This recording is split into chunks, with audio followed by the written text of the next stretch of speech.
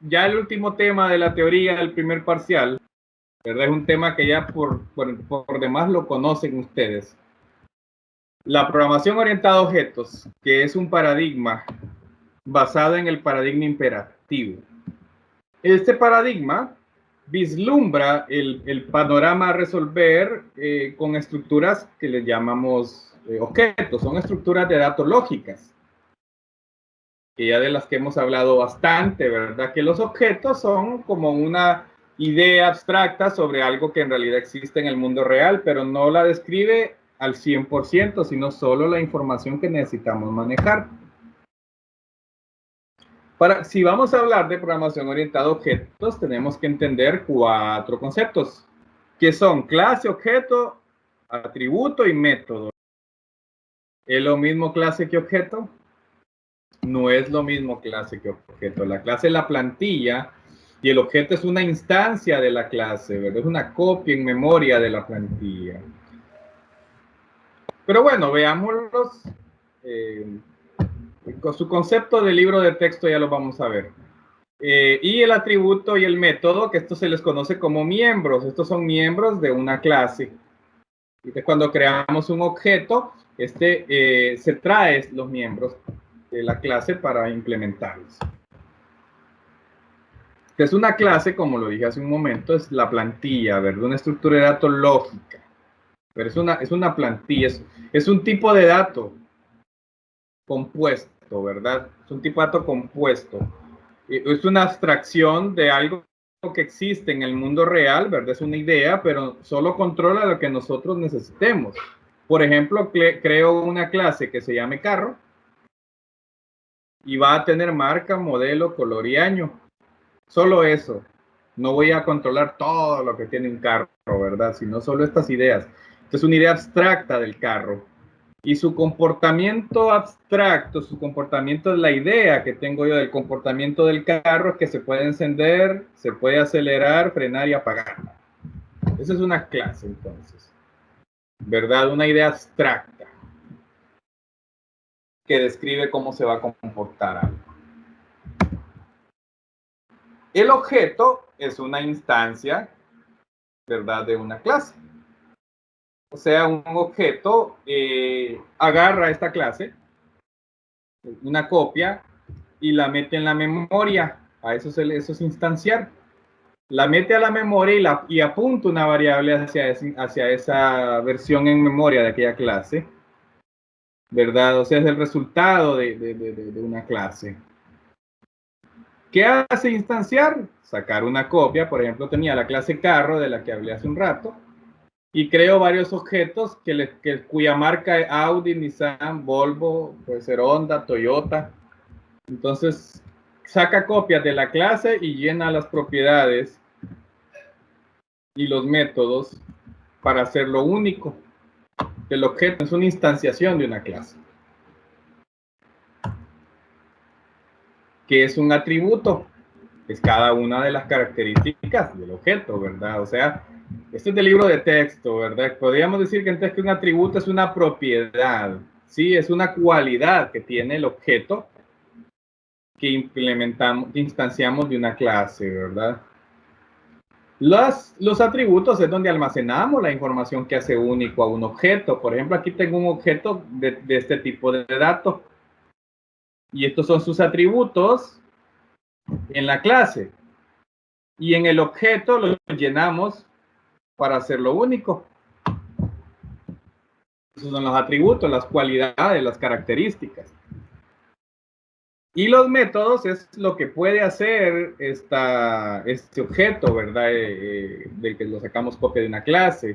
O sea, es un algoritmo, es una función, ¿verdad? Es un algoritmo que lo programamos en un ámbito que es inherente al objeto, ¿sí? Los métodos que nosotros más usamos, si ustedes se acuerdan, estaban los constructores y estaban los eventos y estaban los métodos o funciones, las acciones. Y aquí tenemos otro ejemplo donde este objeto de este tipo de dato, ¿verdad? Esta es la clase de la que se deriva, tiene estos atributos y tiene estos métodos. Y los métodos son funciones, ¿verdad? Que ejecutan algoritmos. La programación orientada a objetos se basa en 4 pilares. Y vamos a ver por lo menos conceptualmente qué son. El encapsulamiento, ¿se acuerdan cuando hacíamos una variable público-privada? Eso es encapsulamiento, ¿sí? Separar el ámbito privado del ámbito público. Lo público es lo que se puede ver desde afuera de la clase y lo privado solo se puede ver adentro de la clase. Entonces, el encapsulamiento, el nombre más conocido es la ocultación de atributos o de métodos que solo pueden ser accedidos dependiendo si son privados o públicos, ¿verdad? Así evitamos que otro programador tenga acceso a algo que no debería. Eso es encapsulamiento. Y aquí pues lo vemos un poquito como del libro de texto, ¿verdad? Hay varias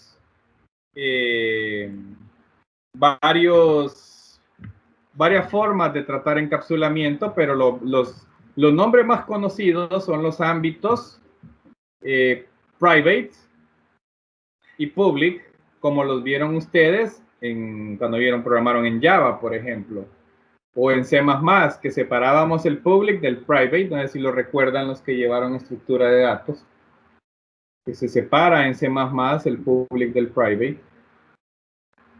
Y en Java también se cambiaba, ¿verdad? El modo de acceso a público o privado. Eso es encapsulamiento.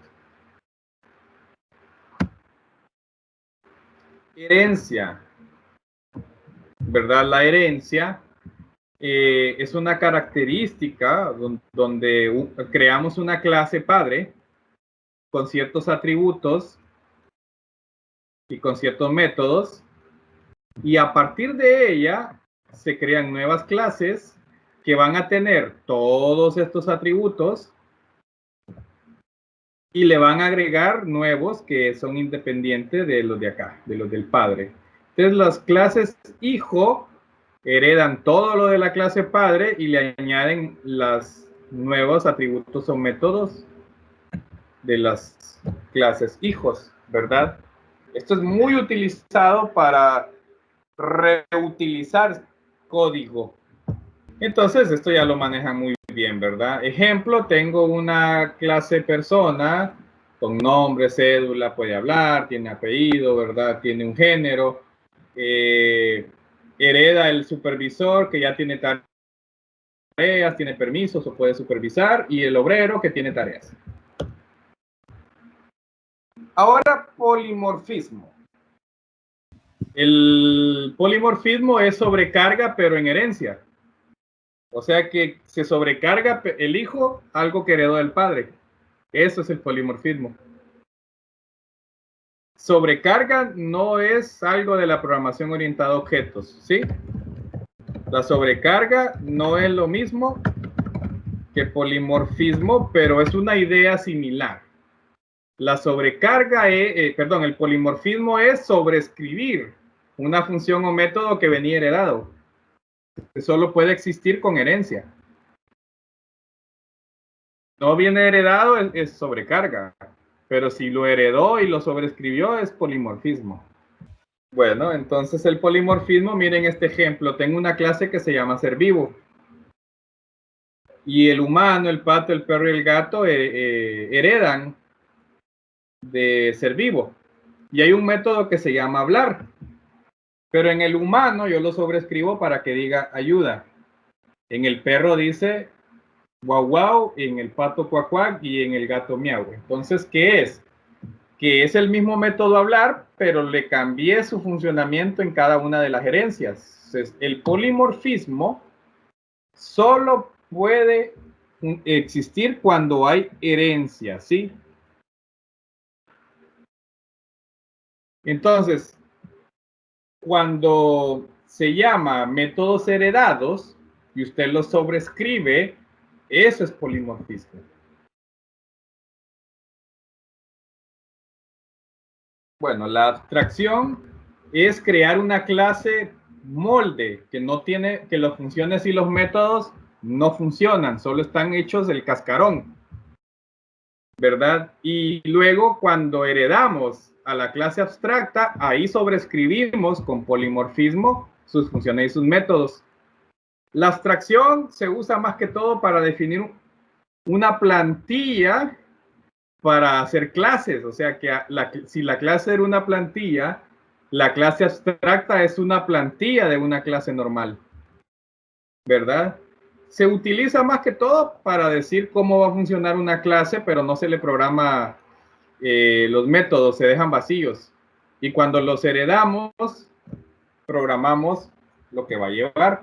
Por ejemplo, tendría una clase abstracta llamada automóvil, y ya cuando le creo una clase que se llame Homer, que herede de automóvil, y ahí ya le pongo toda la definición completa. Ese es la clase abstracta es una plantilla para crear más clases y no para crear objetos. Una clase abstracta no se puede usar para crear objetos, sino para crear más clases. Aquí les pongo un ejemplo en Java de abstracción. Miren qué diferencia hay. Public Abstract Class. Ser vivo. Va a tener un atributo llamado especie. El constructor, ¿sí? El constructor para ponerle una especie al ser vivo. Y tiene un método llamado vivir, que manda a llamar a desplazarse, alimentarse y dormir. Pero a su vez tiene unos métodos abstractos, miren. Tienen abstract, que no tienen código, solo vivir tiene código. Pero vivir necesita que existan desplazarse, alimentarse y dormir para poder funcionar. Entonces yo obligo al programador a que cree estos métodos para poder utilizar una clase que herede al ser vivo.